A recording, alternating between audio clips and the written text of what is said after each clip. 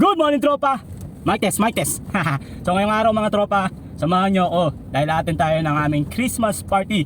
At the same time, isa-celebrate natin yung 10 years of service natin sa Wyatt Philippines Incorporated. So imagine mga tropa, 10 years na pala ako sa Wyatt. Marami tayong kwento tropa sa Wyatt. Alam nyo ba na na-hire ako sa Wyatt nang hindi sinasadya? Nag-iwan lang ako ng resume mga tropa. So wala akong trabaho noon. So after nung Ford Philippines, 3 years akong walang trabaho. And then, nung nahihirapan na kami, sabi ni Mrs. Mahal, hanap ka na ng trabaho, apply ka na. So yun yung time na nagprint ako ng maraming resume. Tapos, nagsimula ako dito sa Alubang. So lahat ng planta dyan, pinasahan ko. Diba, maraming planta dun tabi-tabi. May URC, may Coke, may Suzuki, madaming planta. Basta 20 peraso yung resume na dala ko. So kasama ko yung kapitbahay ko, si Junjun. Tapos yun, lahat yun, pinag-iiwanan ko ng resume. Tapos, walang tumawag sa akin. 3 months yung lumipas bago ako tinawagan ni Wyatt. Grabe, ganun katagal. Doon ko na-realize mga tropa na para sa akin talagang Wyatt. Sana, sabi ko sa sarili ko, sana dito na ako magretiro. So yung natitirang ilang taon ko, sana dito ko maubos o dito ko na i-google. Kasi una sa lahat, yung benefits maganda. Tapos malapit lang sa bahay. So 30 to 1 hour yung biyahe, depende sa traffic. So, wala namang lugar sa Pilipinas na hindi traffic, di ba? Nagsimula ako sa Wyatt as production operator.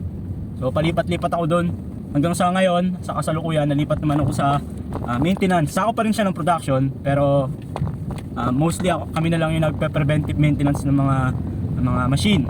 So medyo umangat tayo. So ngayon, 10 years na tayo. Actually nung ano pa ang 10 years ko August. So ngayon lang isa-celebrate. So isasabay sa Christmas party natin. So magkakaroon tayo ng plaque ng recognition of 10 years of service. Wow, imagine 10 years.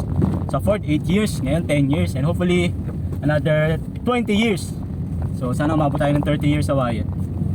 So kinukwento ko to kasi bilang isang empleyado, isang malaking achievement na mga tropa yung tumagal ka sa isang kumpanya. Alam niyo ba kung bakit?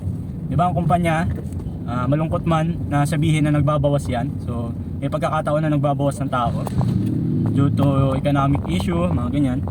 So isa tayo sa mapalad na naiwan. So isa yun sa pinasasalamat ko sa Diyos, tsaka syempre sa Wyatt. Binigyan pa tayo ng pagkakataon na ipagpatuloy yung pagtatrabaho natin, which is kailangan ko kasi meron akong pinag-aaral na dalawa. So sa ngayon malapit na mag-college yung panganay ko. So yung bunso ko malapit na rin. So isa yun sa kailangang paghandaan ko. So bilang isang empleyado, kailangan maging proud tayo na tumagal tayo ng ganito. Yung 10 years tropa, napakatagal na yun para sa akin. It's a pleasure, it's a big achievement na para sa akin, para sa pamilya ko. Kasi pag may trabaho ka, mapoprovide mo yung pangangailangan ng pamilya mo in terms ng pag-aaral, in terms ng pagkain, di ba? Health, lalo na sa health kasi mayroon kami mga health card, which is very important. Although hindi pa rin talaga sapat, kahit anong laki ng sahod mo, hindi pa rin sasapat sa panahon ngayon dahil sa sobrang taas ng bilihin natin. Grabe, useless yung pagtaas ng sahod mo kasi once na tumaas yung sahod mo, tataasan din yung presyo ng gasolina, pagkain, gulay, karne, di ba? Taon-taon tumataas. So pantay lang halos. So kaya ginagawa ko, sinasabayan ko ng munting business. Kaya nagtitinda tayo ng laruan, nagtitinda tayo ng suka, nagtitinda tayo ng damit. So kailangan may extra income tayo. Pero thankful pa rin kasi bilang isang regular na empleyado sa isang magandang kumpanya, natutugunan ko yung pangangailangan ng pamilya ko. Maraming salamat Wyatt. Maraming salamat sa 10 years na binigay nyo sa akin. And hopefully, sabi ko nga kanina, hanggang magretiro ako, sa Wyatt na ako.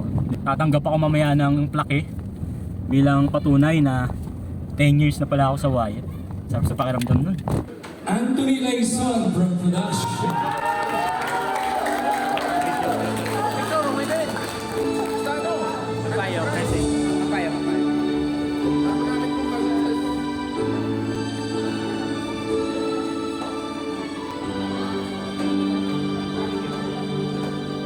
What if pa yung 20 years ka na sa Wyatt, 30 years ka na sa Wyatt, di ba? And hopefully sana nga, sinabi ko kanina, magawa ko yun. at sana makamit ko. So yun lang mga tropa, yun lang ang aking 10 years of service, ang aking kwento. Actually marami pang kwento tungkol sa Wyatt, sa susunod na lang ulit. Hanggang sa susunod mga tropa, si Tonton. Peace. Bye.